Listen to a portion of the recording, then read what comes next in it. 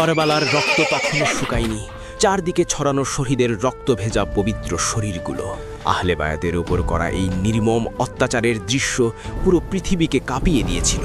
নবীজি সাল্লাল্লাহু আলাইহি ওয়াসাল্লামের কলিজার টুকরা ইমাম হোসাইনের হত্যাকারীদের দেখে তখন একটা কথাই মনে হতো, হে খোদা, এই জালেমদের বিচার কি হবে না? ঠিক সেই সময় অন্ধকার ফুঁড়ে গর্জে উঠল এক মহানায়ক। তিনি ছিলেন হযরত মুখতার সাকাফি। চোখের আগুন নিয়ে তিনি শপথ করলেন, খোদার কসম, যতদিন বেঁচে আছি কারবালার একটি হত্যাকারীকেও মাটির বুকে শান্তিতে নিঃশ্বাস নিতে দেব না। শুরু হলো প্রতিশোধের মহাকাব্য। তিনি ইমামের হত্যাকারীদেরকে ইঁদুরের মতো গর্ত থেকে খুঁজে খুঁজে বের করে আনলেন। হুজুর, সবকটা ইঁদুর এখানেই আছে। না না,